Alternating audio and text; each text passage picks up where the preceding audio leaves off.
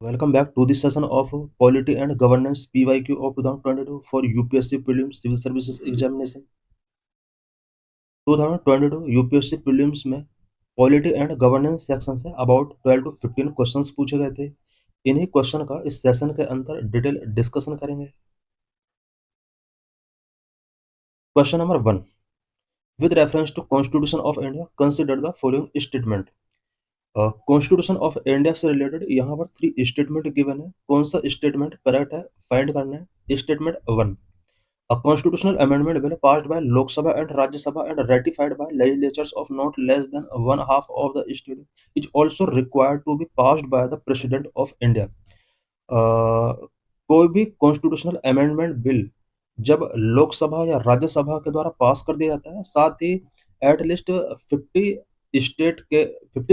State के द्वारा, state legislature के द्वारा उसको पास कर दिया जाता है, देन प्रेसिडेंट ऑफ इंडिया को भी उसको पास करना होता है। ऐसा स्टेटमेंट के अंदर लिखा हुआ है।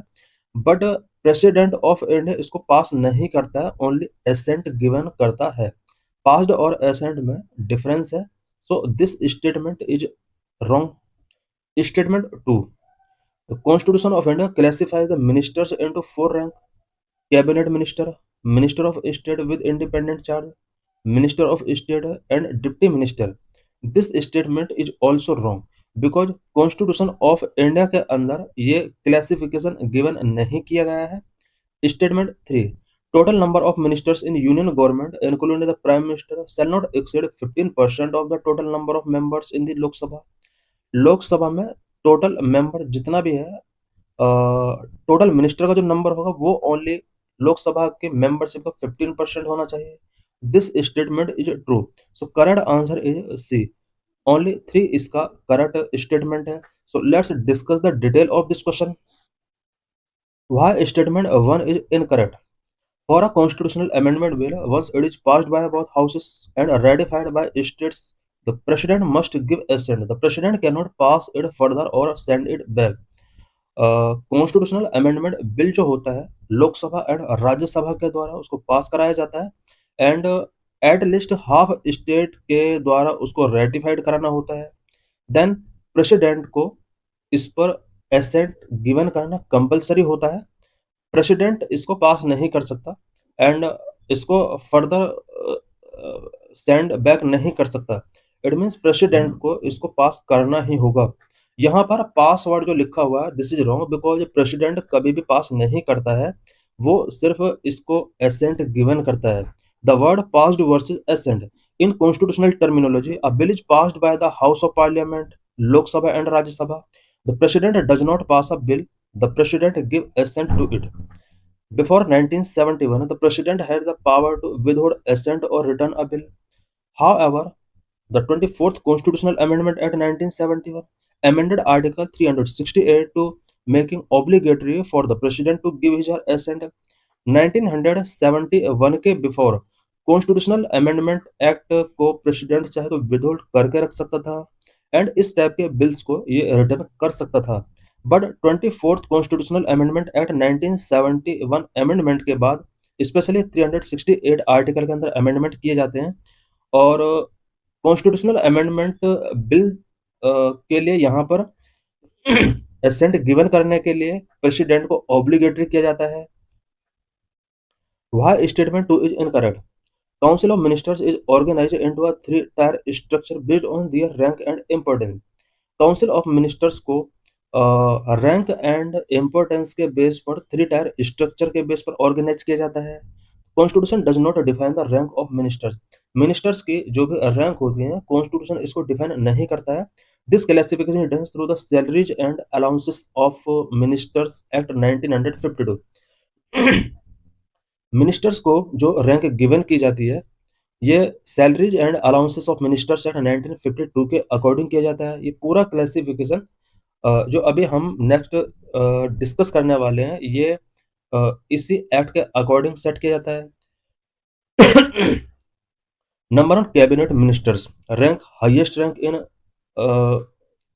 Classification of ministers. Role, they had crucial ministries at home, defence, finance and external affairs.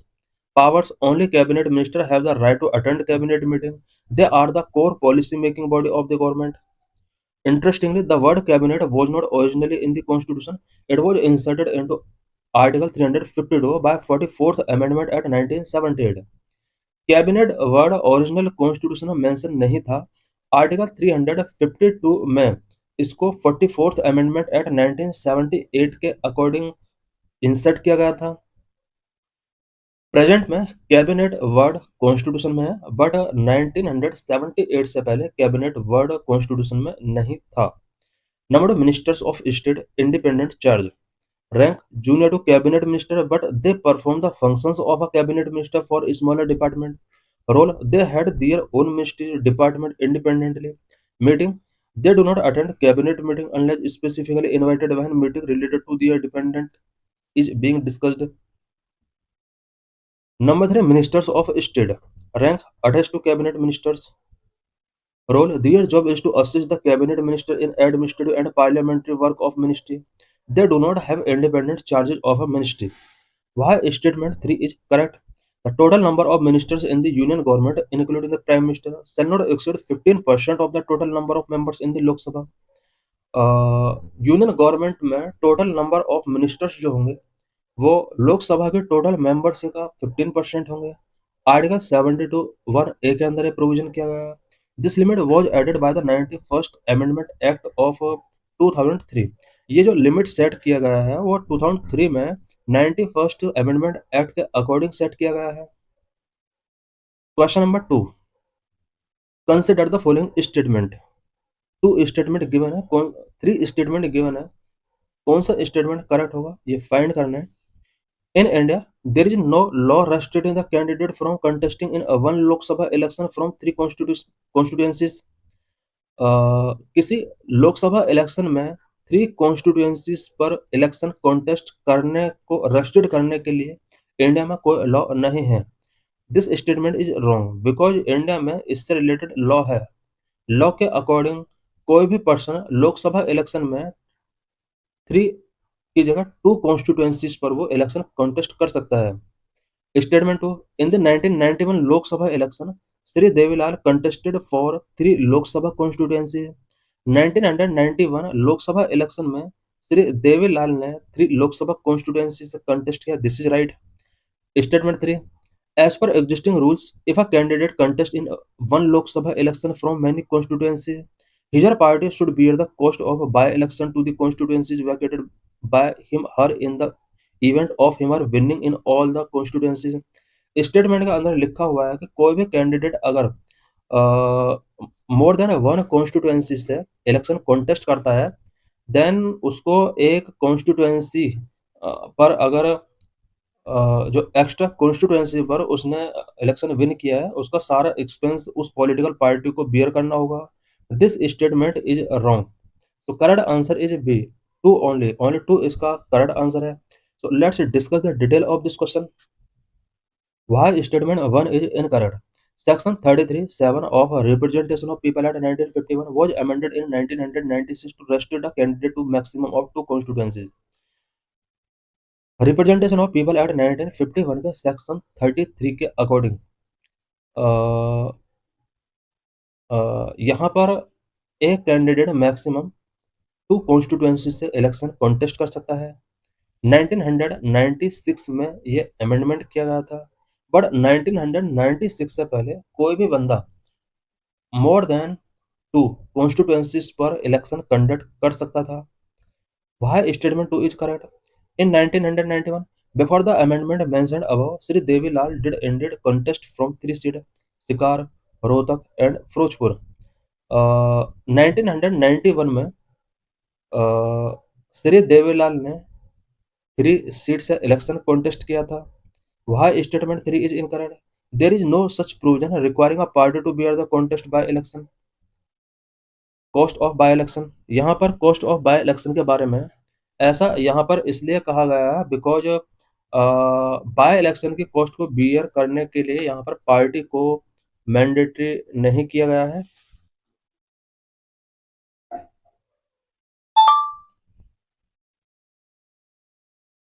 This has been recommended by the election commission but it has not been implemented as now. ये यहाँ पर mandatory election commission of India के द्वारा recommend किया गया था कि by election का कॉस्ट उस पर्टिकुलर लीडर की पॉलिटिकल पार्टी को बियर करना होगा। Question number 3, with reference to the tea board in India consider the following statement. Tea board of India से रिलेटेड क्वेश्चन है। Statement 1, tea board is a statutory body, this is right. It is a regulatory body attached to the ministry of agriculture and farmer welfare, this is wrong because ये ministry of agriculture and farmer welfare से related नहीं है।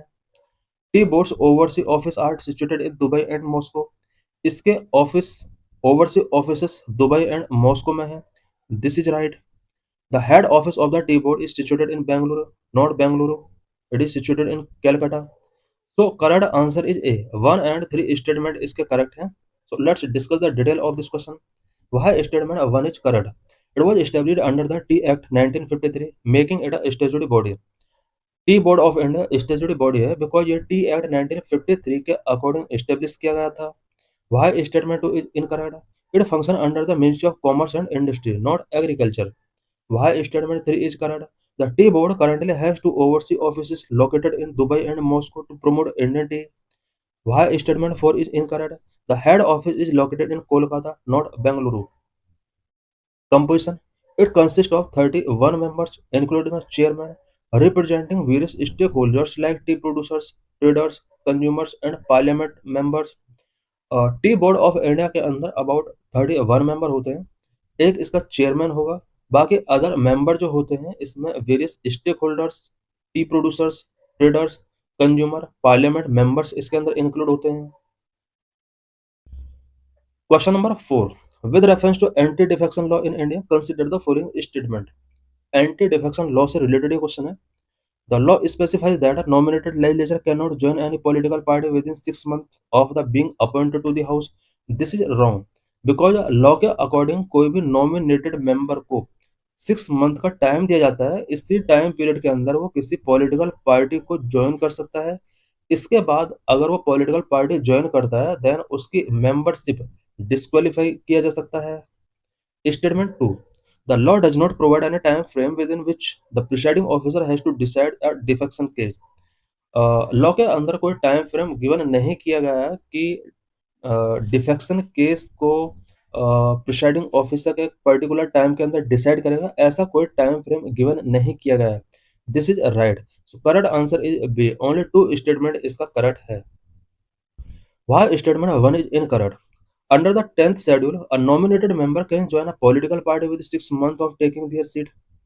10th schedule के under कोई भी nominated party only starting 6 month के अंदर ही political party join कर सकता है।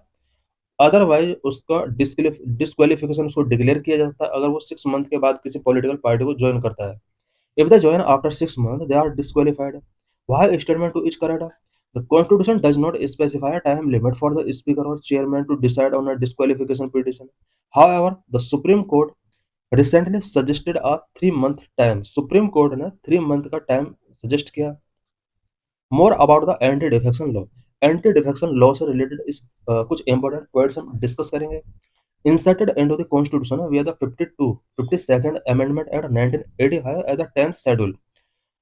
एंटी-डिफेक्शन लॉ इंडिया के अंदर 52nd अमेंडमेंट एक्ट 1985 के अकॉर्डिंग 10th शेड्यूल में इसको प्लेस गिवन किया गया है।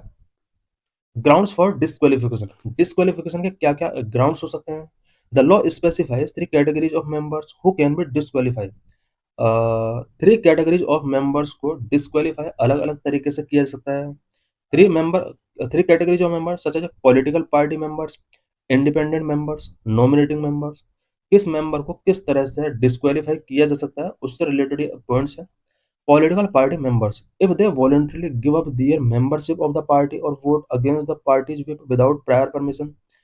पॉलिटिकल पार्टी का कोई भी मेंबर अगर वॉलंटरी तरीके से अपनी मेंबरशिप को गिव अप करता है एंड पार्टी की विप के अगेंस्ट विदाउट परमिशन वो वोट करता है देन इस तरह से कैंडिडेट की जो मेंबरशिप है उसको डिस्क्वालीफाई किया जा सकता है। इंडिपेंडेंट मेंबर किस तरह से डिस्क्वालीफाई हो सकता है। If they join any political party after being elected, election के बाद अगर वो पॉलिटिकल पार्टी ज्वाइन कर लेते हैं, देन उसको डिस्क्वालीफाई डिक्लेयर किया जा सकता है। नॉमिनेटेड मेंबर किस तरह से डिस्क्वालीफाई हो सकते हैं? If they join a political party after the expiry of 6 month from the date they take their seat, joining within the first 6 month is permitted। Nominated member अगर फर्स्ट 6 मंथ के अंदर किसी पॉलिटिकल पार्टी को join करते हैं, then कोई problem नहीं है, उनकी उनकी जो मेंबरशिप है वो कंटिन्यू रहेगी। लेकिन 6 मंथ के बाद अगर वो किसी पॉलिटिकल पार्टी को ज्वाइन करते हैं, देन उनका डिस्क्वालिफिकेशन डिक्लेयर किया जा सकता है।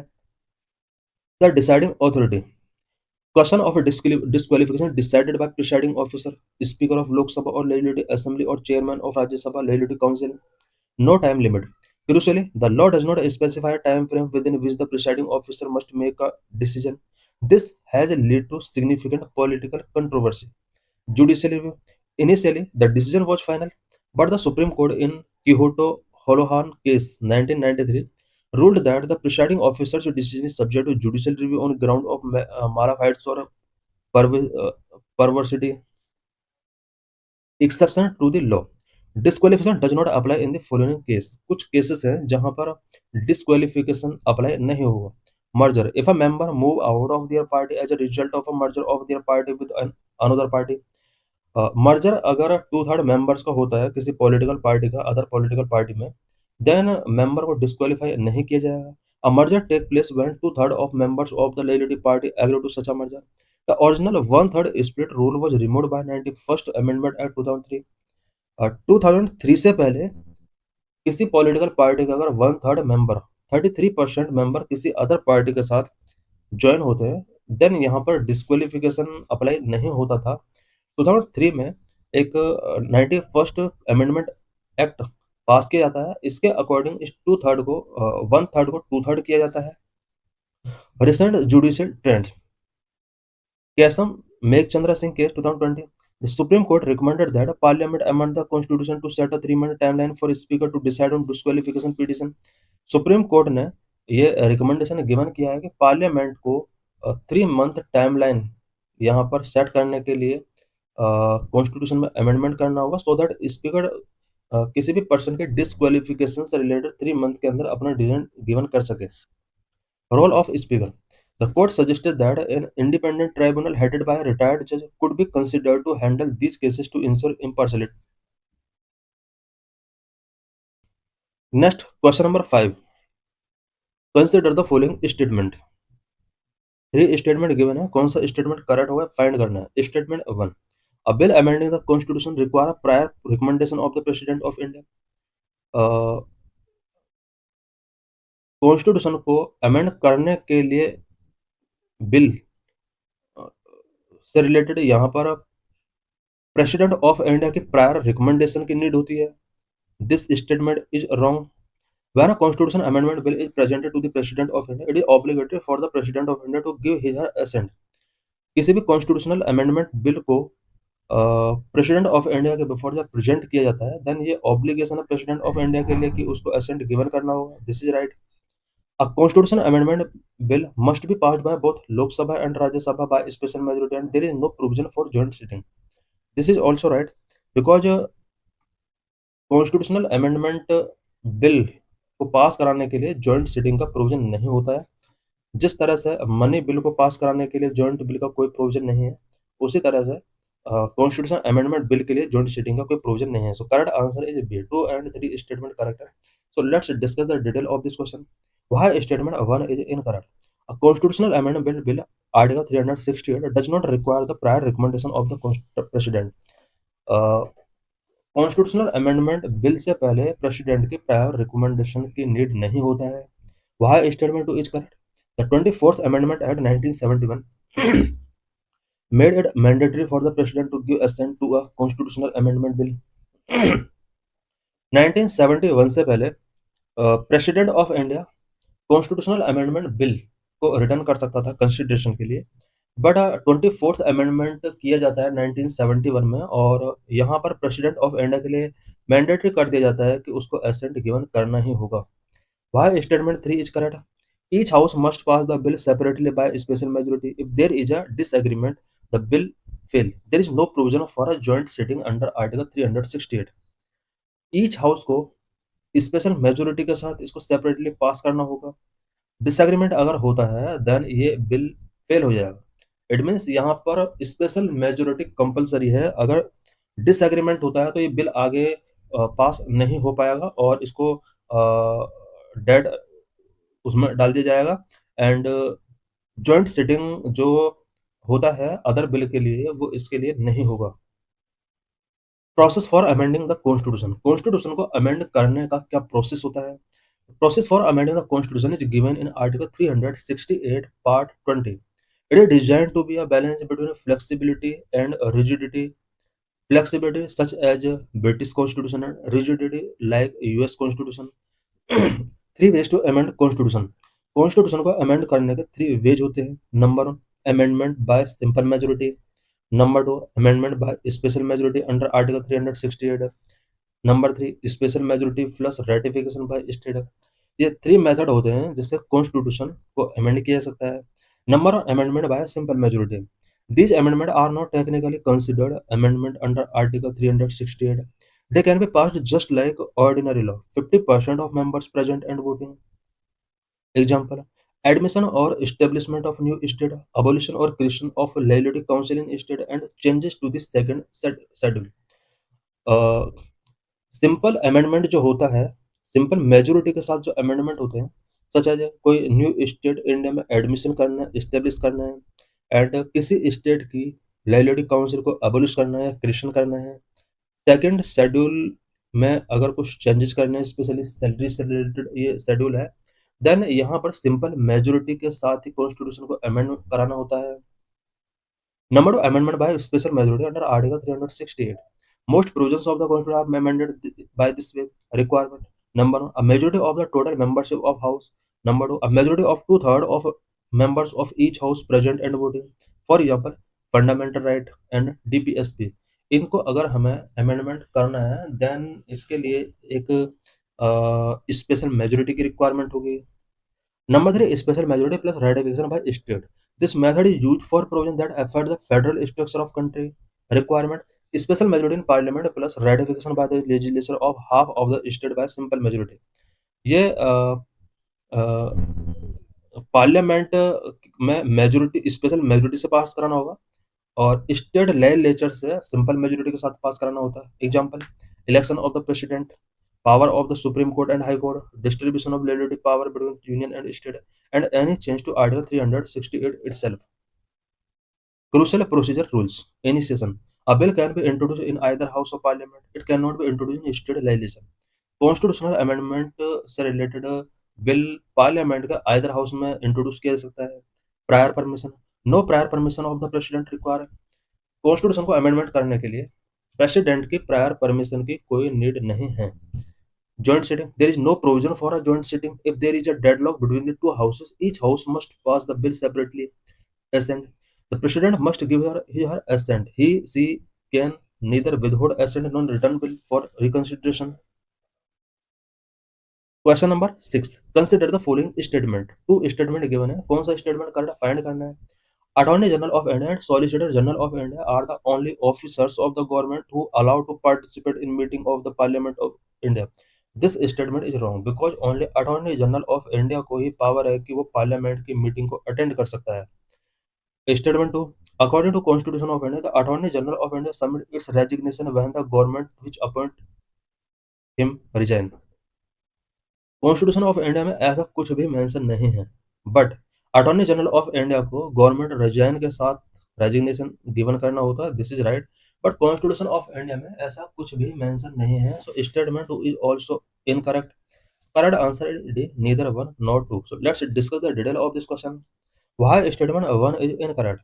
Under article 88, attorney general has the right to speak and take part in proceedings of either house. However, the Solicitor General is a statutory post and does not have this constitutional right to participate in parliamentary meeting. Why statement 2 is correct? Constitution does not specify that the Attorney General must resign when the government fall. By convention, Attorney General usually resign when the Council of Ministers is dissolved because they are appointed on their advice, but it is not a constitutional requirement. The Attorney General hold office during the pleasure of President. under Article 76 about the Attorney General for India. Attorney General of India से related कोई important points यहाँ पर given है. Union Government's chief legal advisor and its primary lawyer in Supreme Court of India.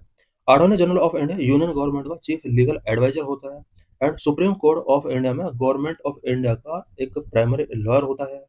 This office is a constitutional established under article 76. Attorney general of India एक constitutional post है. Article 76 के according इसको establish किया गया है. Appointment. Attorney general of India is appointed by president on the advice of council of ministers. President of India के द्वारा इसको काउंसिल ऑफ मिनिस्टर्स की एडवाइस के बेस पर अपॉइंट किया जाता है. Qualification must be a person qualified to be appointed as a जज of the supreme court. It means citizen of India होना चाहिए हु हैज बीन अ जज of high court for 5 years और an advocate of a high court for 10 years और an eminent jurist.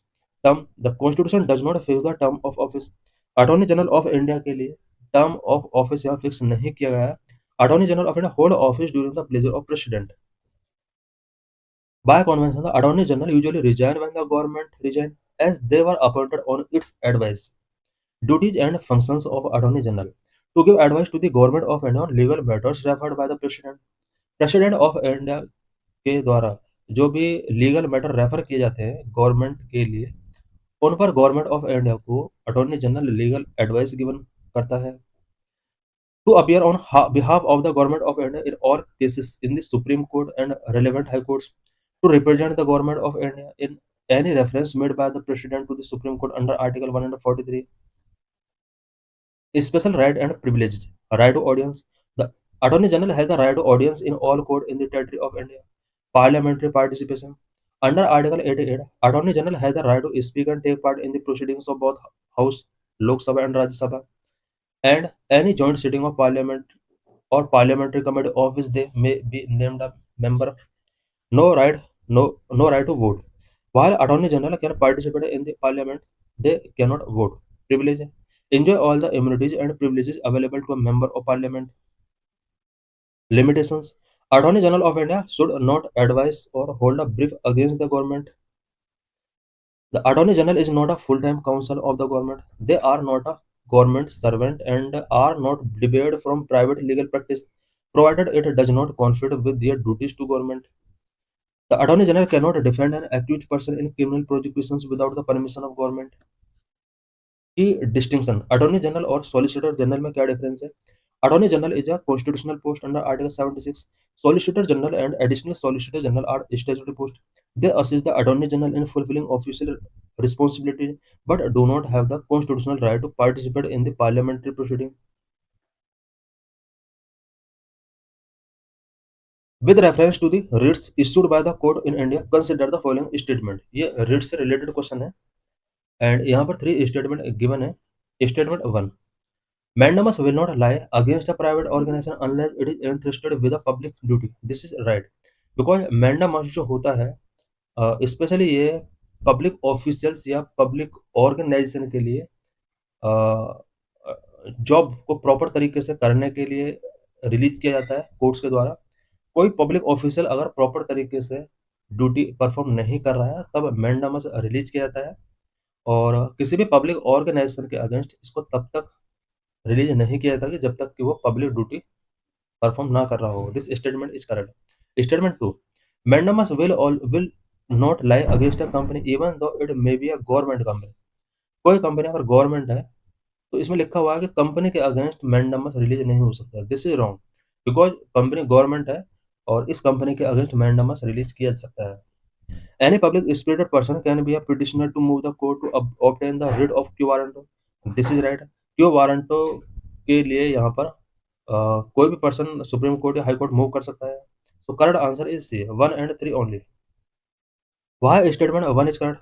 The writ of mandamus we command is issued against a public official or authority. It generally does not lie against private individuals unless they are performing a statutory public duty. Why statement 2 is incorrect? Mandamus can be issued against a government company if it falls under the definition of state under Article 12. Article 12 के अंदर state को define किया गया है और कोई भी government company अगर इसके अंडर आती है देन मैंडामस इशू किया जा सकता है. Why statement 3 is correct? Unlike other writs where the locus standi It means personal interest is stated. Quo warranto can be sought by any person provided it relate to a public office of a substantive nature. More about writs. In the Indian Constitution, writs are extraordinary remedies issued by the higher judiciary to protect fundamental right and enforce legal duties. Fundamental right को enforce करने के लिए, protect करने के लिए and legal duties को enforce करने के लिए रिट्स इंडियन कॉन्स्टिट्यूशन में एक एक्स्ट्रा ऑर्डिनरी रेमेडीज हैं जो कि हायर जुडिशरी के द्वारा इशू की जाती है. Power to issue writs is shared by supreme court under article 32 and high court under article 226. The 5 types of writ 5 type की होती हैं. Number 1 habeas corpus to have the body purpose to secure the release of a person who has been detained unlawful. अभी recently Sonam Wangchuk को jail में रखा गया and Sonam Wangchuck की wife supreme court approach करती है हैबियस कॉर्पस इशू करने के लिए. हैबियस कॉर्पस जो होता है, किसी पर्सन को अगर डिटेन करके रखा गया है, चाहे वो प्राइवेट पर्सन है, पब्लिक अथॉरिटी है, दोनों के लिए यहाँ पर सुप्रीम कोर्ट ये इशू कर सकती है. और रीजन पूछा जाता है कि किस बेस पर इसको डिटेन करके रखा गया है. Unique feature, it is the only writ that can be issued against both public authorities and private individuals. Locus standi can be filed by a detained person or any interested person like a friend or relative on their behalf. Number of mandamus we command. Purpose to compel a public official or body to perform a mandatory statutory duty that they have failed to perform. It cannot be issued against private individuals. It will not lie against a private organization unless it is entrusted with a public duty. It can be issued against a government company because it is an instrumentality of the state. Number 3, prohibition to forbid. Purpose issued by a higher court to a lower court or tribunal to prevent them from exceeding their jurisdiction. Prohibition जो होता है वो higher court के द्वारा lower court के लिए issue किया जाता है सो दैट अगर कोई भी लोअर जुडिशरी अपने जुरिस्डिक्शन के आउट वर्क कर रही है उसको प्रिवेंट किया जाता है. Nature it is purely preventive issued during the proceeding. ये प्योरली प्रिवेंटिव होता है. Scope it can only be issued against judicial और question judicial authorities. Number 4, certificate to be certified. Purpose issued to quash an order already passed by a lower court to tribunal or to transfer a case the higher judice court. Certificate का अंदर क्या होता है कि higher court lower court के लिए यहाँ पर इशू करती है. लोअर कोर्ट ने अगर कोई प्रायर जजमेंट दिया है उसको क्वेश किया जा सकता है सर्टिफिकेट के थ्रू. जैसे it is both preventive and curative. ये प्रिवेंटिव भी है, क्यूरेटिव भी है. Scope unlike prohibition certificate can also be issued against administrative authorities affecting rights of individuals. Number 5, quo warranto by ward authority. Purpose to inquire into the legality of persons claimed to be a public office to prevent illegal usurpation of ward of that office. कोई भी person अगर illegal तरीके से government office post पर setting करता है then उसके against Q warrant release किया जा सकता है.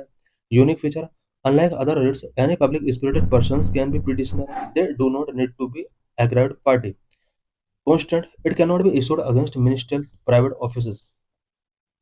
Comparison of jurisdiction. यहाँ पर सुप्रीम कोर्ट और हाई कोर्ट की क्या क्या पावर है रिट से रिलेटेड वो गिवन है. सुप्रीम कोर्ट को आर्टिकल 32 के अकॉर्डिंग एंड हाई कोर्ट को 226 के अकॉर्डिंग रिट इशू करने का पावर है. Scope supreme court only fundamental right के लिए ही रिट इशू कर सकती है and high court fundamental right and legal right दोनों के इन्फोर्समेंट के लिए रिट इशू कर सकती है. बट सुप्रीम कोर्ट यहाँ पर लीगल राइट के लिए रिट इशू नहीं कर सकती. ओनली फंडामेंटल राइट का प्रोटेक्शन के लिए ही रिट इशू कर सकती है. Territoriality entire territory of India के लिए सुप्रीम कोर्ट रिट इशू कर सकती है. विद इन इट्स स्टेट के अंदर हाई कोर्ट रिट इशू कर सकती है. सुप्रीम कोर्ट के द्वारा जो रिट इशू किया जाता है वो यहाँ पर मैंडेटरी है और हाई कोर्ट चाहे तो इसको डिस्क्रेशनरी पावर के तौर पर यूज कर सकती है. वो रिट इशू कर भी सकती है, नहीं भी कर सकती है, बट सुप्रीम कोर्ट को रिट इशू करना ही होगा under article 32. Next question, if a particular area is brought under the 5th schedule of Constitution of India, which one of the following statement best reflect the consequence of it? किसी particular area को अगर fifth schedule of constitution के अंदर place किया जाता है, then उसका क्या कंसिक्वेंस हो सकता है? Correct answer is A. This would prevent the transfer of land of tribal people to non tribal people. Tribal people का लैंड नॉन ट्राइबल पीपल के लिए ट्रांसफर नहीं किया जा सकता अगर किसी एरिया को fifth schedule of the constitution के अंदर ब्रॉड किया जाता है। So let's discuss the detail of this question. Why option A is correct? The main objective of the fifth schedule is protection of the interest of scheduled tribes. Fifth schedule का जो main objective है वो scheduled tribe के people के interest को protect करना है। Governor is empowered to make regulations to prohibit और restrict the transfer of land by और among members of the scheduled tribes in such areas.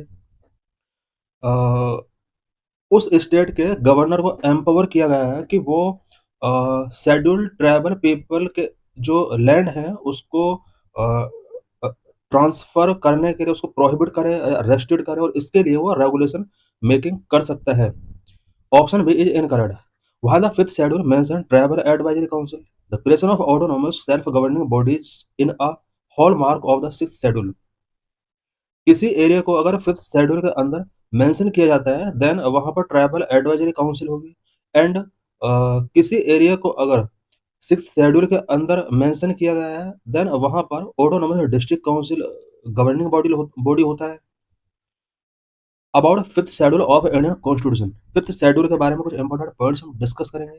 Fifth schedule article 244 one के अंदर कुछ प्रोविजंस किए गए हैं। Deal with the administration and control of scheduled areas and scheduled tribes in any state except in the four northeastern states such as Assam, Meghalaya, Tripura and Mizoram, which are covered under the sixth schedule. India में fifth schedule के under जो भी areas schedule areas and schedule tribe mention किए गए हैं इनको control करने के लिए एडमिनिस्ट्रेट करने के लिए प्रोविजन करता है। बट इसमें four north eastern state Assam, Meghalaya, Tripura and Mizoram include नहीं होते हैं बिकॉज ये सिक्स शेड्यूल के अंदर इन्हें रखा गया है। It is constitution within the constitution because it provide a separate administrative framework for these reasons to preserve tribal culture and protect their economic interest. Fifth schedule constitution within the constitution के तौर पर इसको देखा जाता है because ये tribal culture को preserve करने के लिए एंड उनके इकोनॉमिक इंटरेस्ट को प्रोटेक्ट करने के लिए सेपरेट तरीके से प्रोविजन करता है। इन एरियाज के एडमिनिस्ट्रेटिव फ्रेमवर्क को सेपरेट तरीके से प्रोविजन करता है। की features of administration, executive power of a state. The executive power of a state extend to the scheduled areas therein. However, the governor has a special responsibility regarding these areas. Schedule areas and schedule tribe में executive power state का executive power extend हो जाता है और governor को कुछ यहाँ पर इन एरियाज के रिस्पेक्ट में स्पेशल रिस्पॉन्सिबिलिटी गिवन की जाती है। Role of governor, the governor submit an annual report to the president regarding the administration of the schedule areas. Schedule areas के एडमिनिस्ट्रेशन के रिगार्डिंग गवर्नर प्रेसिडेंट के लिए एनुअल रिपोर्ट इनके administration से related submit करता है। एनुअल रिपोर्ट ये कभी भी सेंड करता है जब ये रिक्वायरमेंट होती है प्रेसिडेंट के लिए, तभी इसको शेड्यूल एरियाज के एडमिनिस्ट्रेशन से रिलेटेड एनुअल रिपोर्ट सबमिट करना होगा। Direction by union, the union government can give direction to the state regarding the administration of such areas. Schedule areas के एडमिनिस्ट्रेशन से रिलेटेड यूनियन गवर्नमेंट कभी भी state government को कोई direction given कर सकता है। Tribal advisory council TAC establishment, each state having schedule areas must establish a TAC। जिस स्टेट में शेड्यूल एरियाज हैं उन स्टेट को ट्राइबल एडवाइजरी काउंसिल यहाँ पर एस्टेब्लिशमेंट करना होगा। Composition, it consist of not more than 20 members of whom 3/4 must be representative of schedule areas in the state legislative assembly. जिस स्टेट में ट्राइबल एडवाइजरी काउंसिल होता है इस काउंसिल के अंदर 20 मेंबर मैक्सिमम होना चाहिए और इस काउंसिल के अंदर 3/4 मेंबर जो होंगे वो स्टेट असेंबली लेजिस्लेटिव असेंबली के अंदर जो शेड्यूल्ड ट्राइब्स पर्सन है उनमें से 3/4 पर्सन यहाँ पर इस काउंसिल के अंदर होना चाहिए। Duty to advise on matters pertaining to the welfare and advancement of scheduled tribes in the state. Special power of governor, schedule areas and schedule tribe के रिगार्डिंग गवर्नर को कुछ स्पेशल पावर्स मिली होती हैं। Applicability of law, the governor is empowered to direct that any particular act of parliament और the state legislature does not apply to a schedule area और applies with specific modification. Governor को यहाँ पर empower किया गया है कि वो डायरेक्ट करे कि पार्लियामेंट का कोई भी एक्ट या स्टेट लेजिस्लेचर का कोई भी एक्ट शेड्यूल एरियाज में अप्लाई नहीं होगा या फिर स्पेसिफिक मॉडिफिकेशंस के साथ ही अप्लाई होगा। Regulations for peace and good government. The governor can make regulations to prohibit or restrict the transfer of land by or among members of scheduled tribes, regulate the allotment of land to members of scheduled tribes, regulate the business of money lending of tribes. Comparison between fifth schedule versus sixth schedule. Fifth schedule and sixth schedule के between क्या difference है? Applicability, fifth schedule जो होता है वो 10 state के अंदर present में अप्लाई किया गया है, including Andhra Pradesh, Telangana, MP, Chhattisgarh etcetera. Six schedule for north eastern state के लिए Assam, Meghalaya, Tripura, Mizoram.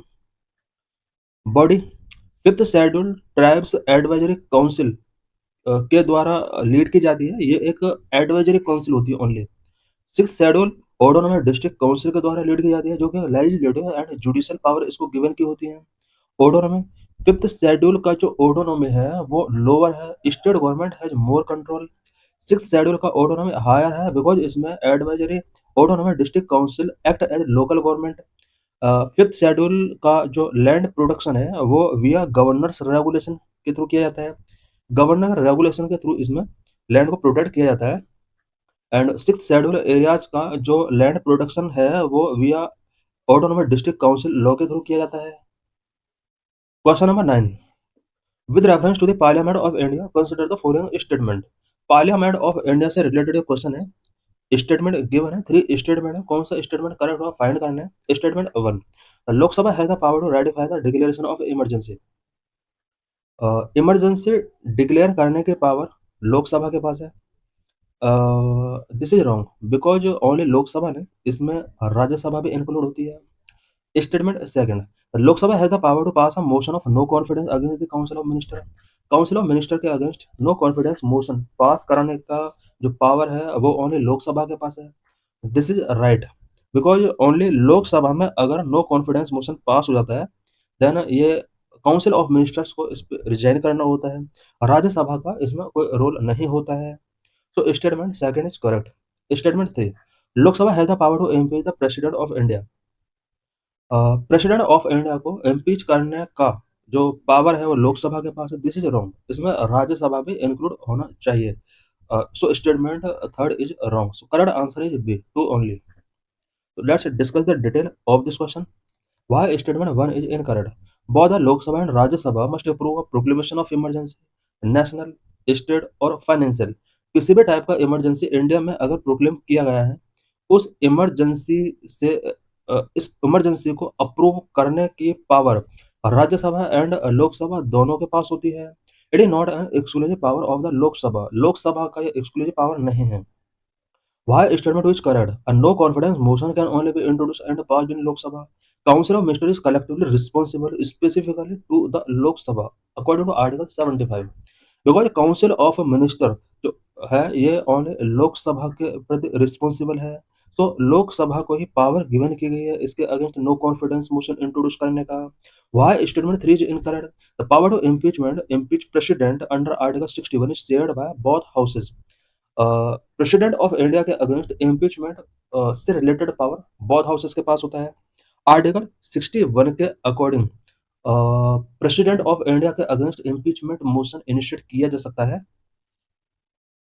Either house can initiate the charges and both must pass it with a 2/3 majority of the total members.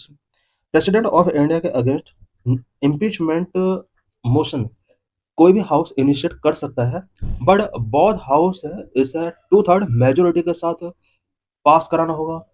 ये 2/3 मेजोरिटी जो है यहाँ पर ये बहुत ही इंपॉर्टेंट है, प्रेजेंट एंड वोटिंग का नहीं है, टोटल मेंबरशिप का 2/3। यही वजह है कि ये impeachment process very complex process है बिकॉज इसमें टोटल मेंबरशिप दोनों हाउसेस का जितना है उस टोटल मेंबरशिप का 2/3 मेजोरिटी के हिसाब से ये मोशन पास होना चाहिए। लोकसभा एंड राज्यसभा पावर और इमरजेंसी। इमरजेंसी से रिलेटेड लोकसभा एंड राज्यसभा की पावर में क्या डिफरेंस है? Number approval of emergency. Emergency का जो अप्रूवल किया जाता है देन दोनों के पास इक्वल पावर होती है। For an emergency to continue beyond a specific initial period, it must be approved by both house of parliament. National emergency must be approved within 1 month by special majority of total membership and 2/3 of these those present and voting in both houses. India में अगर national emergency impose की जाती है then impose के बाद 1 month के अंदर इसको दोनों हाउसेस से स्पेशल मेजोरिटी के साथ पास कराना होगा। Special majority means majority of total membership of the house and 2/3 of present and voting। और ये दोनों हाउस है, इसे प्रोसेस के थ्रू पास कराना होगा। सेकंड, स्टेट इमरजेंसी और प्रेसिडेंट रूल और फाइनेंशियल इमरजेंसी। इस इमरजेंसी के केस में दोनों के पास कितनी पावर होती है? Must be approved with in 2 month bye simple majority in both houses. President rule और फाइनेंशियल इमरजेंसी, इसमें डिफरेंस ये है कि ये विद इन 2 month पास होना चाहिए एंड बोथ हाउसेज में सिंपल मेजोरिटी के साथ ये पास होना चाहिए। एंड देखा हमने कि नेशनल इमरजेंसी और प्रेसिडेंट रूल और फाइनेंशियल इमरजेंसी के जो अप्रूवल से रिलेटेड पावर है वो इक्वल पावर है बट पावर डिफरेंट है। नेशनल इमरजेंसी के केस में 1 month का टाइम पीरियड है। स्टेट इमरजेंसी और फाइनेंशियल इमरजेंसी के केस में 2 month का टाइम पीरियड है। इट मीन्स 1 month और 2 month के अंदर इन्हें अप्रूवल टेकिंग करना होगा। मोशन पास कराने से रिलेटेड यहाँ पर नेशनल इमरजेंसी के केस में स्पेशल मेजोरिटी से पास कराना होता है बोथ हाउसेस से। स्टेट इमरजेंसी और फाइनेंशियल इमरजेंसी के केस में यहाँ सिंपल मेजोरिटी से ये पास कराना होता है। The dissolution clause, if the Lok सभा is dissolved when the emergency is proclaimed, Rajya Sabha must approve it within the specified time. अगर इमरजेंसी प्रोक्लेम कर दिया जाता है और लोकसभा डिसॉल्व हो जाती है देन राज्यसभा को इसको अप्रूव करना होगा with in a specific time, because यहाँ पर लोकसभा तो अब है नहीं और अब यहाँ पर राज्यसभा की रिस्पॉन्सिबिलिटी है कि वो राज्यसभा इस इमरजेंसी को स्पेसिफिक टाइम में अप्रूवल गिवन करे। Proclamation then survives until 30 days from the first sitting of the newly constituted Lok Sabha, provided the Rajya Sabha has already approved it। Number revocation. Emergency के revocation से related Lok Sabha and Rajya Sabha के पास क्या क्या powers होती हैं? यहाँ पर रिवोकेशन से रिलेटेड अनइक्वल पावर है। This is where the Lok Sabha hold more power particular regarding national emergency. Revocation के रिस्पेक्ट में लोकसभा के पास राज्यसभा के कंपेयर में मोर पावर होती है, स्पेशली नेशनल इमरजेंसी के केस में। Lok Sabha exclusive power, a national emergency must be revoked if the Lok Sabha passes a resolution disapproving its continuation by a simple majority। National emergency के revocation के लिए Lok Sabha simple majority से एक resolution pass करेगी। यहाँ पर राज्यसभा का कोई रोल नहीं होगा। 1/10 rule, if 1/10 of the total members of the Lok Sabha give a written notice to the speaker or president if the house is not in session, a special sitting must be held within 14 days to consider the disapproval resolution। यहाँ पर important चीज ये है कि अगर house session में नहीं है then 1/10 member of the house, it means Lok Sabha के 1/10 मेंबर इसके डिसअप्रूवल से रिलेटेड प्रेसिडेंट ऑफ इंडिया को एक रिटर्न नोटिस देंगे या फिर अगर हाउस सेशन चल रहा है देन स्पीकर को इस टाइप का नोटिस गिवन किया जाएगा। बट यहाँ पर लोकसभा में इसके डिसअप्रूवल को सिंपल मेजोरिटी के साथ पास कराना होगा। Rajya Sabha role, the Rajya Sabha has no role in the mandatory revocation of a national emergency under this specific provision introduced by 44th amendment 1978।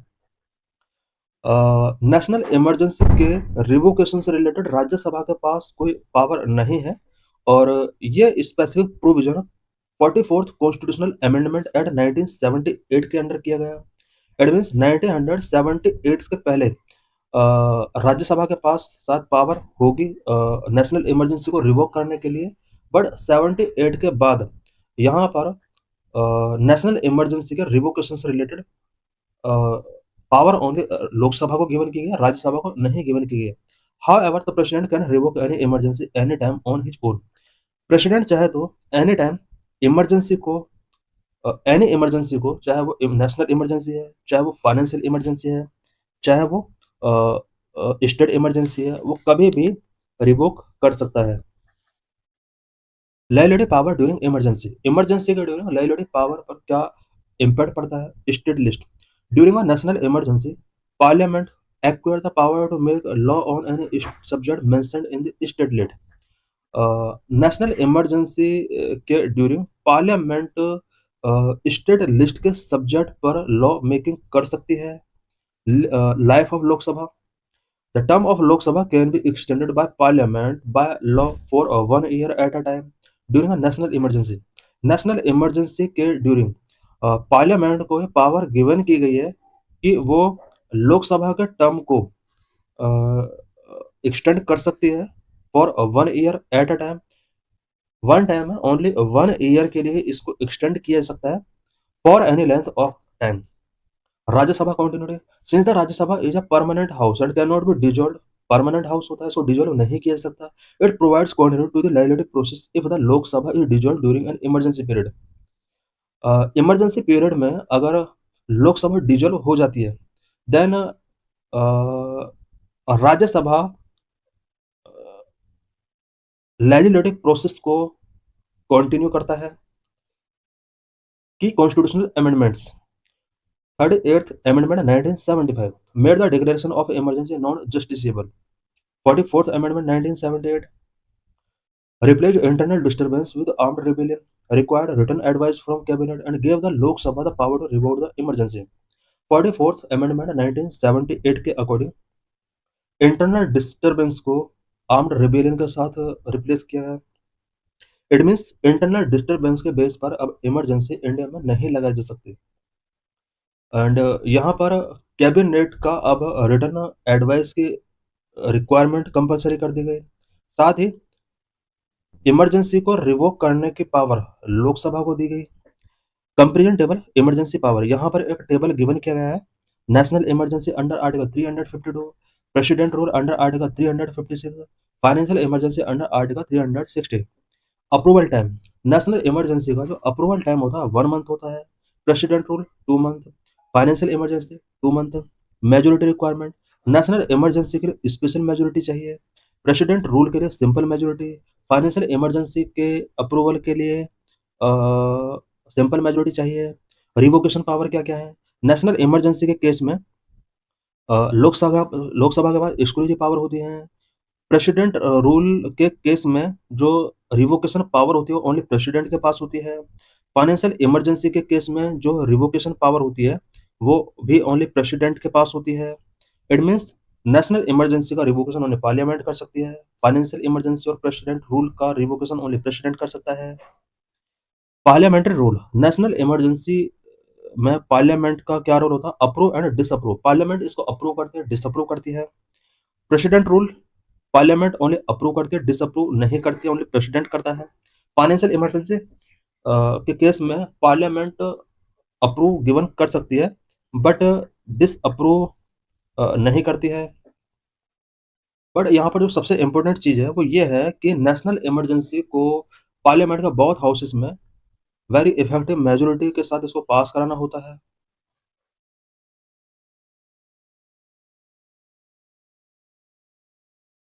यहाँ पर ये जो मेजोरिटी है ये स्पेशल मेजोरिटी है only. Special majority means majority of total membership and 2/3 of those present and voting. यहाँ पर total house की 2/3 मेजोरिटी नहीं है। टोटल हाउस की 2/3 मेजोरिटी जो थी वो प्रेसिडेंट के अगेंस्ट इम्पीचमेंट के केस में थी। बट यहाँ पर जो स्पेशल मेजोरिटी होती है सिंपल टाइप का वही है। अबाउट नो कॉन्फिडेंस मोशन, इसी क्वेश्चन में जो सेकंड स्टेटमेंट था वो नो कॉन्फिडेंस मोशन से रिलेटेड था और सभी स्टेटमेंट को हम यहाँ पर डिटेल डिस्कस कर रहे हैं। About no confidence motion, no confidence motion is a powerful parliamentary tool used by Lok Sabha to test the collective responsibility of the council of ministers governed by Rule 198 of Rules of Procedure and Conduct of Business in the Lok Sabha. No confidence motion Lok Sabha के rules of procedure and conduct of business के rule number 198 के according govern किया जाता है। Constitution of India does not mention the term no confidence motion It is derived purely from Article 75 and implemented through the rules of Lok Sabha. Indian constitution में no confidence motion mention नहीं किया गया है। Only Lok Sabha के rules के according इसको implement किया जाता है। आर्टिकल 75 के अंदर इसको प्रोविजन किया गया है। Constitutional basis of no confidence motion. Article 75 explicitly states that Council of Ministers shall be collectively responsible to the Lok Sabha. Article 75 के अंदर ओनली ये मेंशन किया गया है कि काउंसिल ऑफ मिनिस्टर जो होगा वो कलेक्टिवली रिस्पॉन्सिबल होगा to the Lok Sabha. This means that the ministry stay in office only as long as it enjoy the confidence of majority of the members of Lok Sabha. Key procedural requirement. No confidence motion के लिए key procedural requirement क्या क्या होता है। House of origin. It can be introduce only in Lok Sabha. The Rajya Sabha है no power to pass a no confidence motion. No confidence motion only Lok Sabha में introduce किया जा सकता है। राज्यसभा को नो कॉन्फिडेंस मोशन पास कराने के लिए पावर गिवन नहीं की गई है। No grounds needed. Unlike a censure motion the mover does not need to state the specific reason or ground for moving the no confidence motion। No confidence motion को move कराने के लिए motion के mover के पास किसी specific reason की कोई need नहीं है, कोई ग्राउंड की नीड नहीं है। वो विदाउट रीजन और विदाउट ग्राउंड इसको इंट्रोड्यूस कर सकता है any time. Support requirement. Motion must be supported by at least 50 members of the Lok Sabha और it to be admitted by the speaker. No confidence motion introduce करने के लिए एटलीस्ट 50 मेंबर्स की रिक्वायरमेंट होती है इन लोकसभा और स्पीकर इसको एडमिट करता है। Time frame. Once admitted, the speaker provide a date for the dissolution, which must be within 10 days from the date of admission। एक बार अगर काउंसिल ऑफ मिनिस्टर्स के अगेंस्ट नो कॉन्फिडेंस मोशन अगर admit कर दिया जाता है स्पीकर के द्वारा, देन विद इन 10 डेज इसके डिस्कशन के लिए यहाँ पर डेट फिक्स की जाती है। कंसिक्वेंस। नो कॉन्फिडेंस मोशन अगर पास हो जाता है देन इसके क्या क्या कंसिक्वेंस होते हैं। Passing the motion. The motion is passed if it receive a simple majority more than 50% of the members present and voting।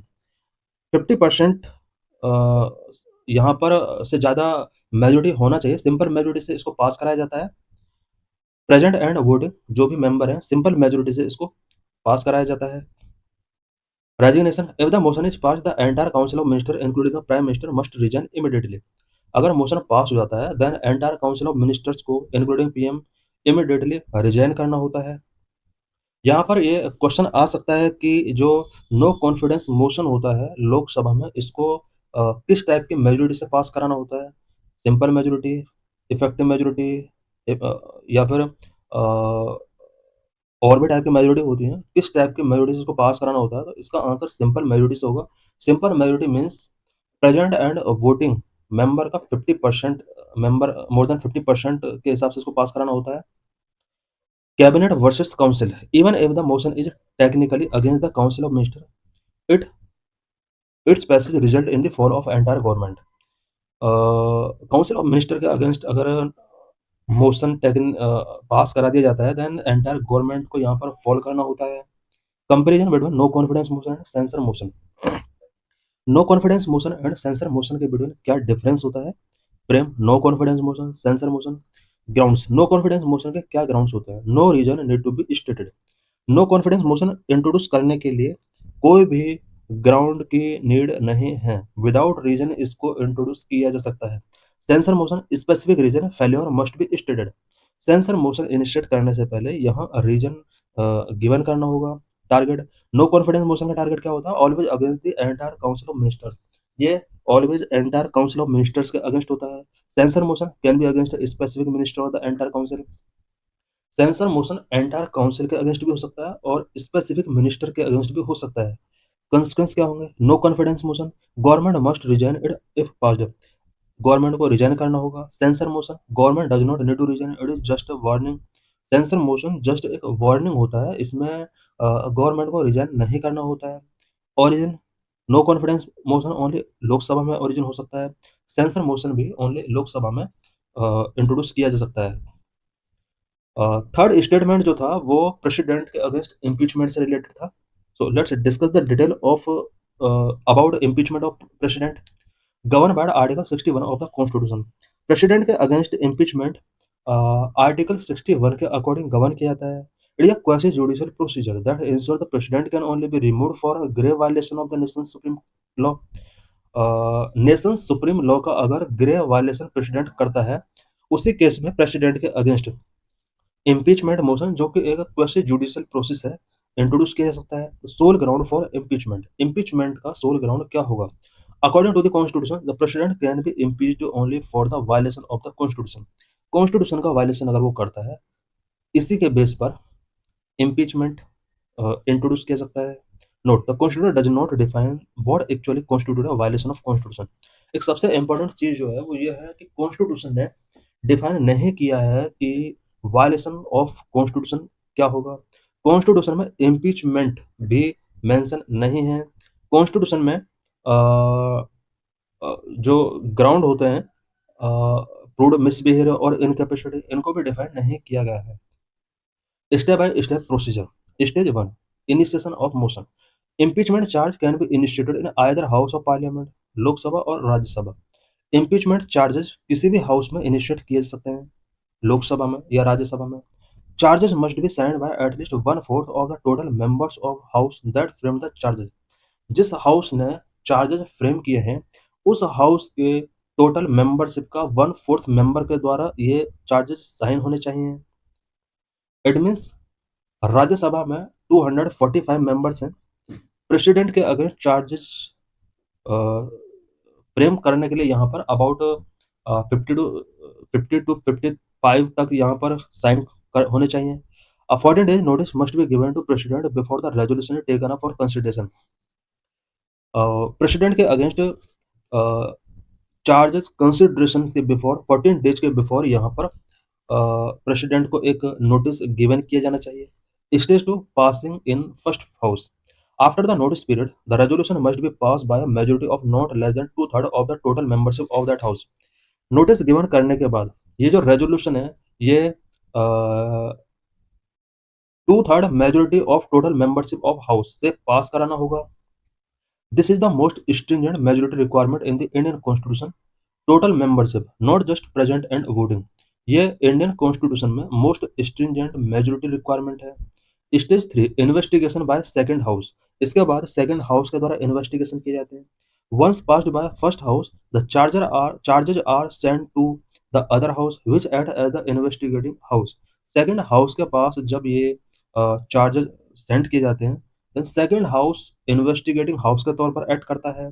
Second house investigate the charges और cause the charges to be investigate. Second house investigate करता है charges का।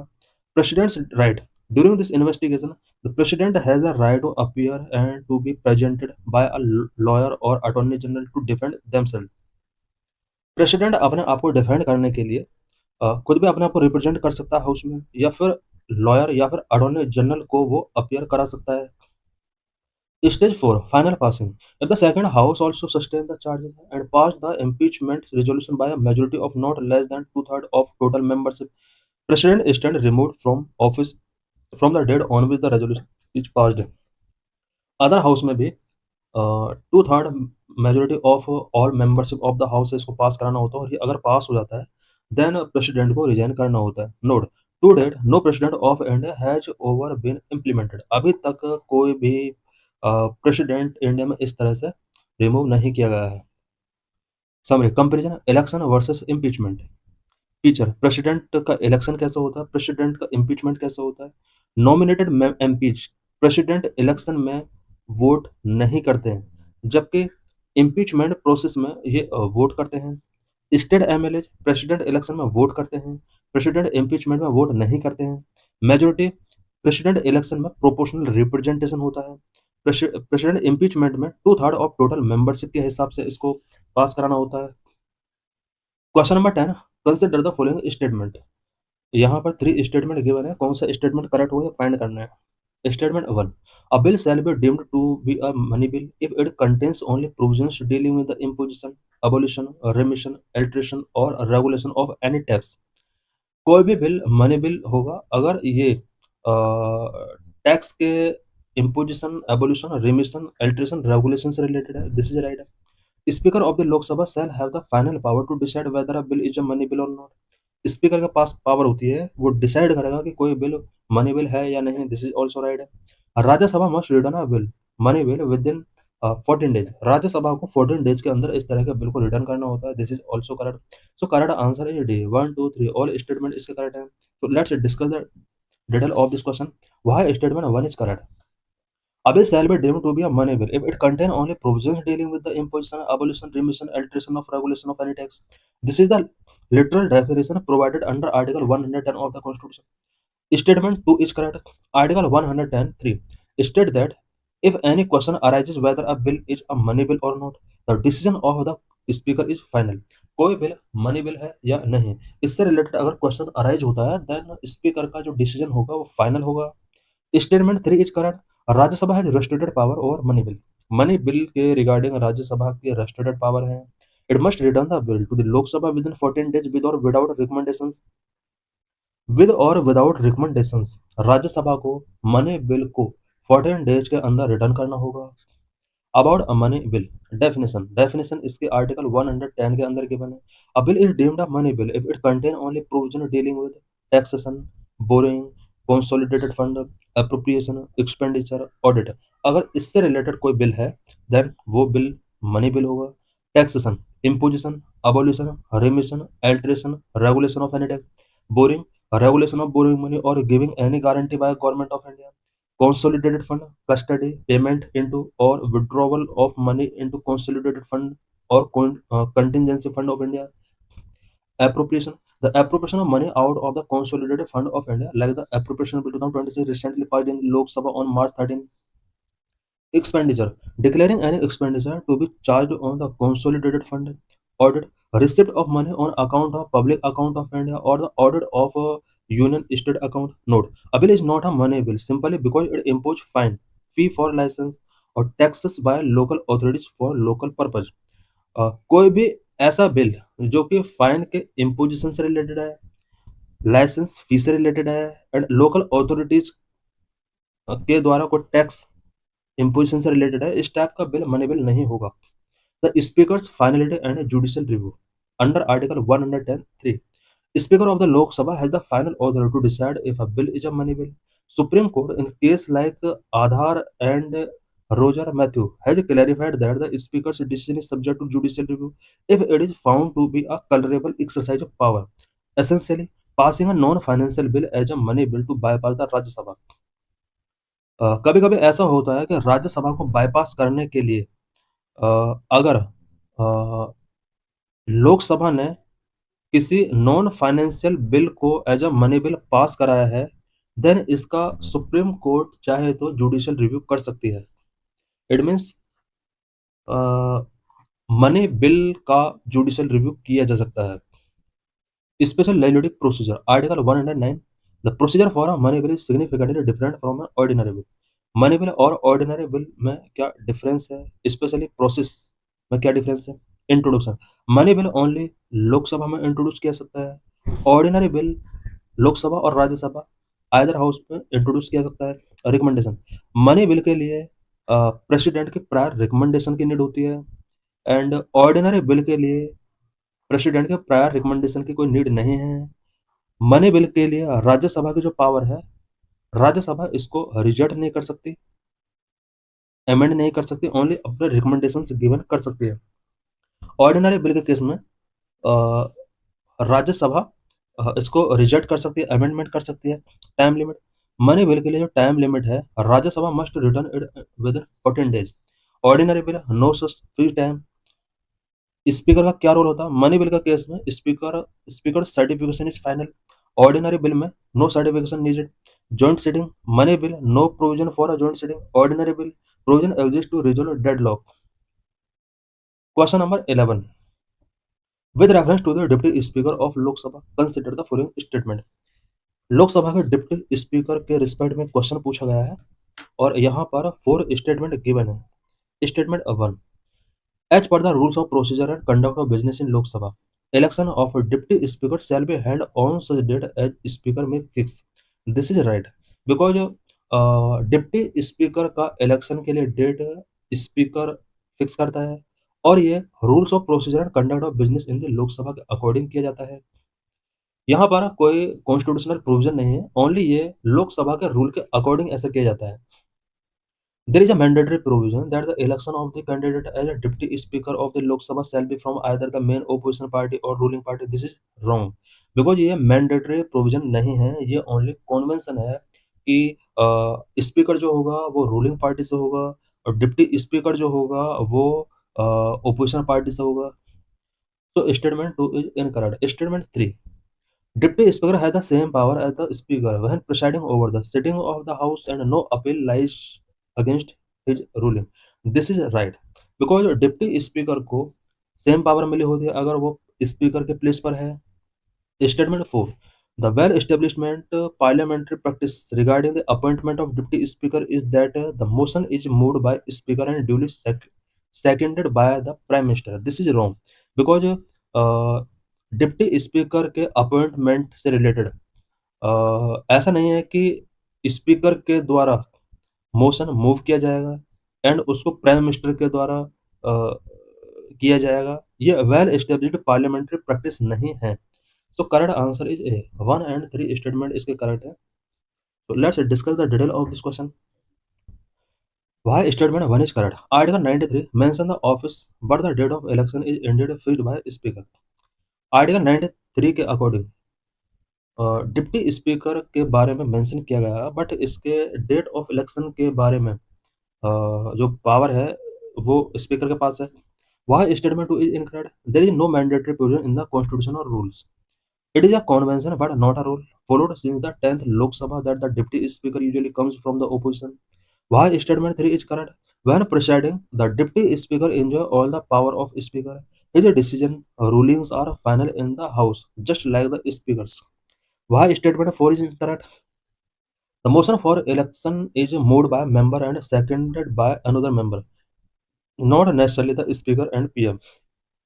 Deputy speaker के election से related motion किसी भी member के द्वारा किया जा सकता है इंट्रोडक्शन इसका, और नेसेसरी नहीं है कि स्पीकर या प्राइम मिनिस्टर को ही ये मोशन इंट्रोड्यूस करना होगा। Appointment of speaker and deputy speaker of the Lok Sabha.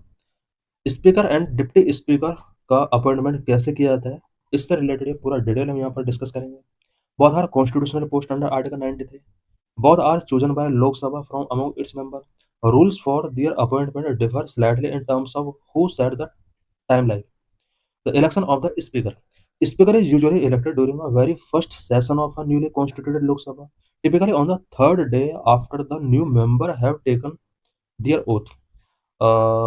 Lok Sabha के मेंबर ओथ टेकिंग करने के बाद, it means third day, Lok Sabha speaker का यहाँ पर इलेक्शन किया जाता है।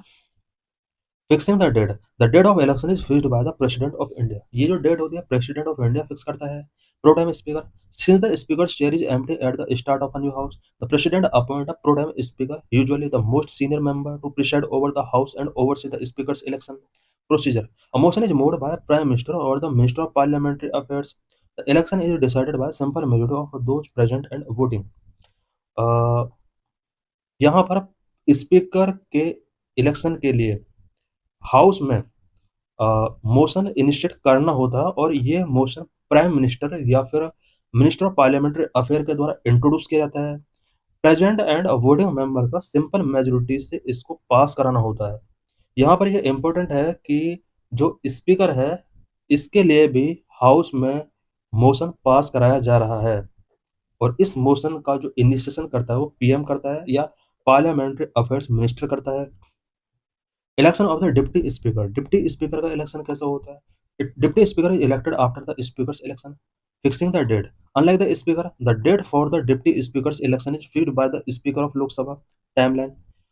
The While Article 93 says the election should happen as soon as may be, there is no specific deadline.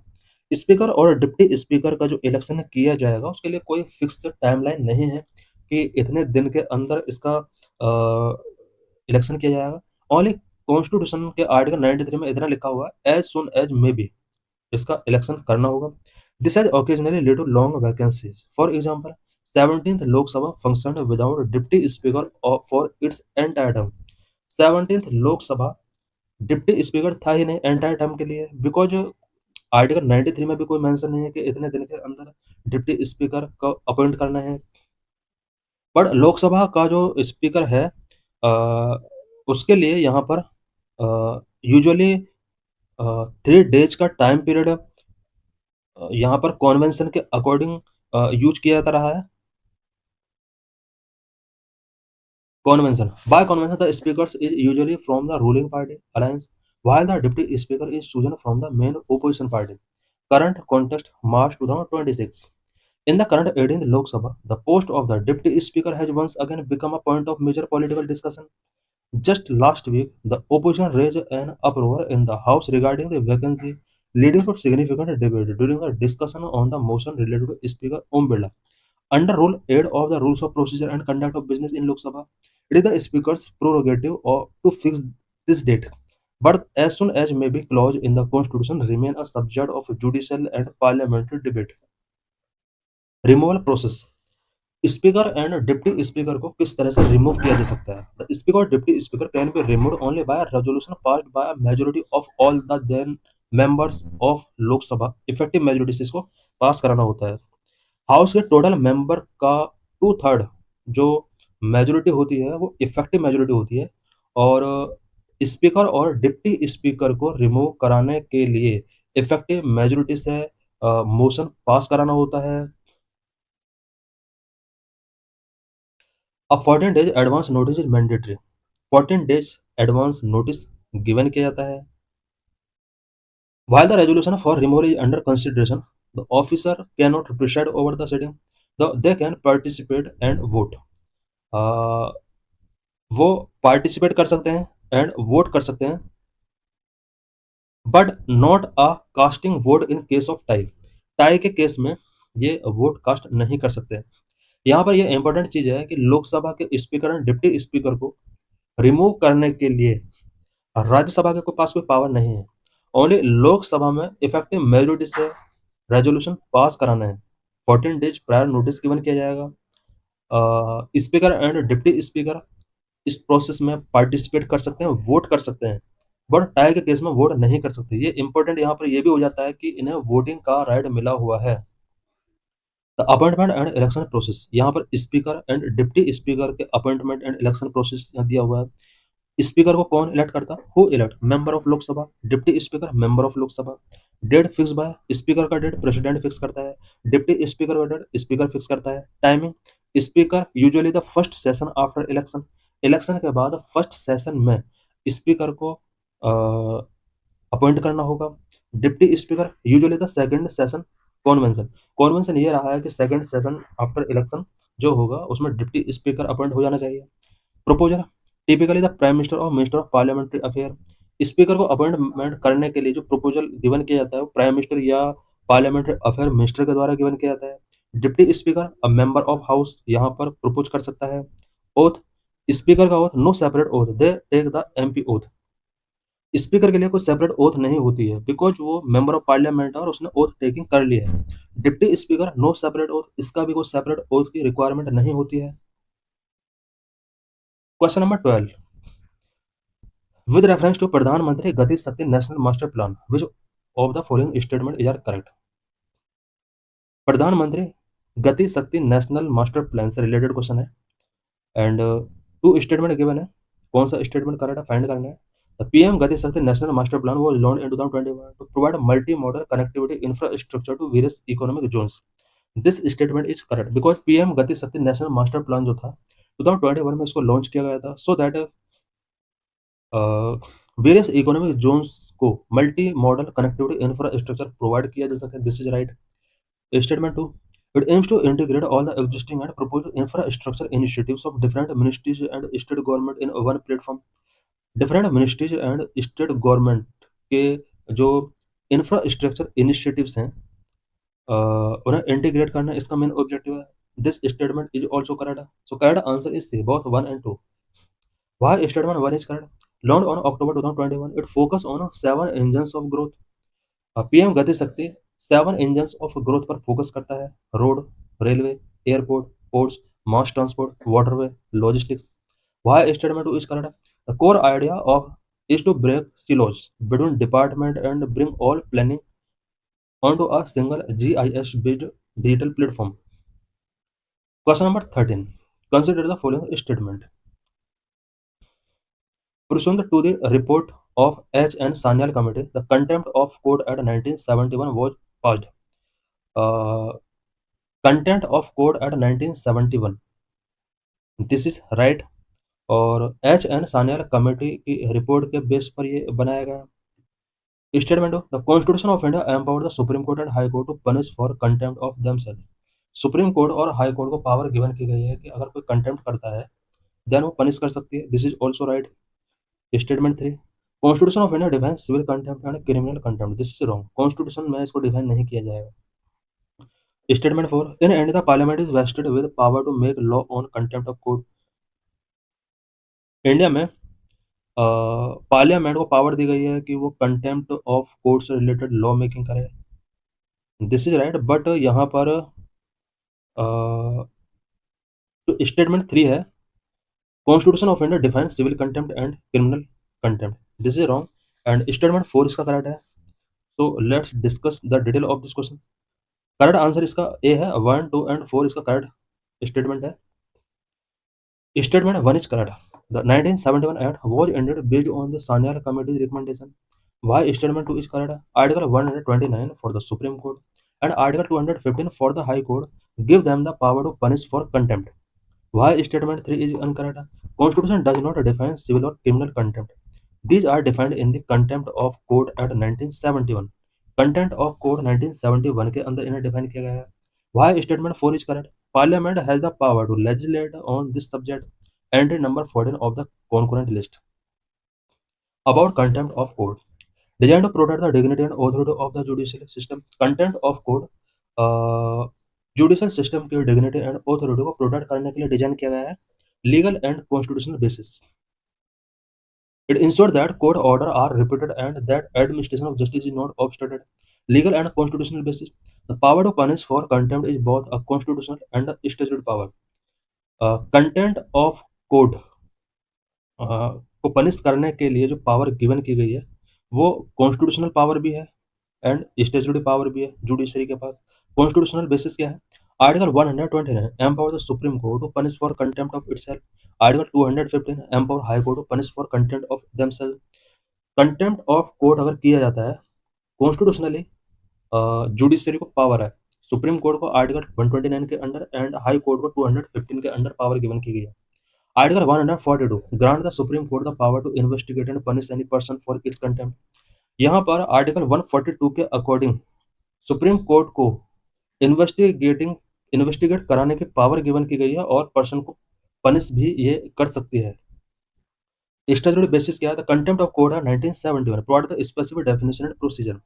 1978 act contempt of court act के अंडर स्टैट्यूटरी पावर गिवन की गई है।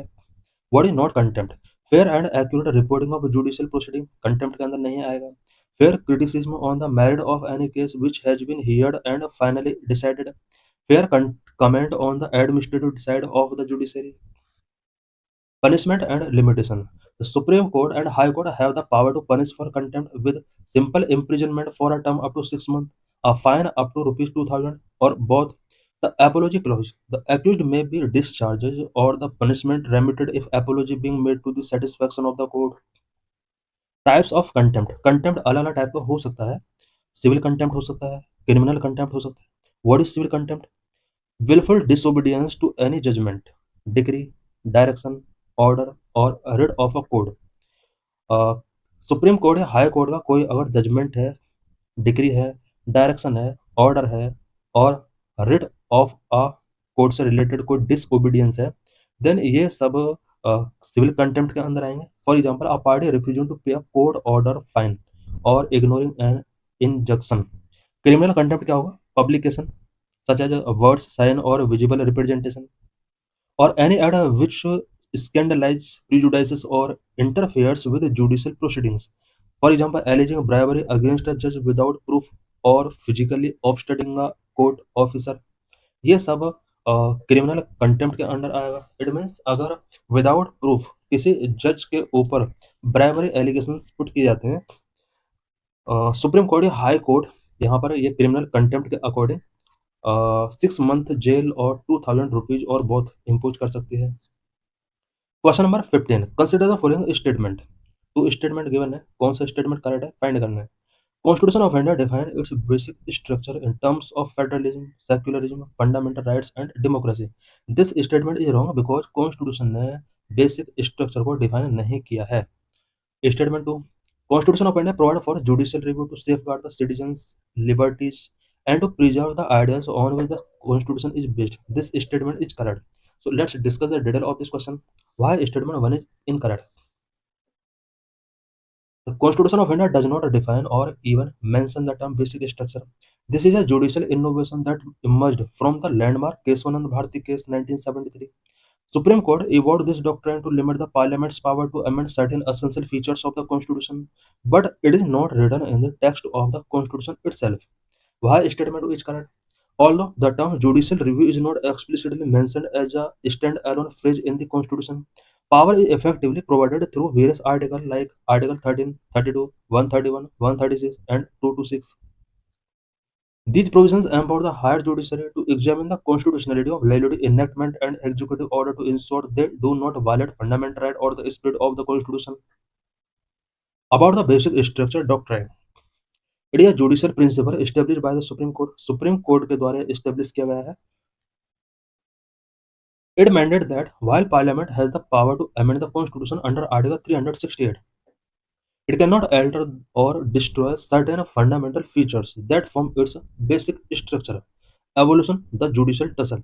The doctrine emerged from a series of legal battles between the judiciary and executive regarding the scope of Parliament's amending power. Case year की outcome. Judicial ये जो basic structure का principal है ये various cases के साथ इवॉल्व हुआ है। Shankari Prasad case 1951, supreme court rule parliament can amend fundamental right. 1951 में शंकरी प्रसाद केस में सुप्रीम कोर्ट ने डिक्लेयर किया कि पार्लियामेंट फंडामेंटल राइट को अमेंड कर सकती है। 1967 Golaknath case, supreme court rule parliament can not take away fundamental right. यहाँ पर सुप्रीम कोर्ट ने डिक्लेयर किया कि फंडामेंटल राइट को पार्लियामेंट टेक अवे नहीं कर सकती। Next 1973 Kesavananda Bharti case, supreme court rule parliament can amend any part but can not touch the basic structure. Supreme court ने यहाँ पर कहा पार्लियामेंट कॉन्स्टिट्यूशन के any part including fundamental right को अमेंड कर सकती है बट बेसिक स्ट्रक्चर को टच नहीं कर सकती। 1980 Minerva mills case, reaffirm the doctrine of establish judicial review a basic feature. Judicial review को एक बेसिक फीचर के तौर पर यहाँ पर रीअफर्म किया गया है।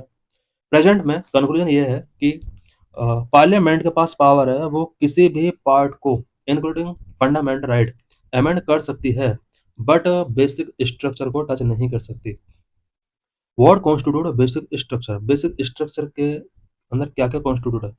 The Constitution does not explicitly define these features. Instead, they have been identified by the Supreme Court through various judgments over the decades. Key elements include supremacy of Constitution, sovereign, democratic, republic nature, separation of power, federal character, secularism, judicial review, fundamental right and DPSP balance, rule of law। ये सभी basic structure का part है। Kesavananda Bharati landmark judgement 1973। This case was decided by the largest ever bench of 13 judges with a slim 7/6 majority। ये जो judgement रहा है इस judgement में 13 जजेस ने डिसीजन दिया था 7/6 majority के हिसाब से। It upheld the validity of 24th Amendment Act। It stated that Article 368 does not enable Parliament to alter the basic framework। इस जजमेंट ने स्टेट किया कि आर्टिकल 368 पार्लियामेंट को बेसिक फ्रेमवर्क को अल्टर करने की पावर नहीं गिवन करती है। It effectively saved the democratic fabric of India from potential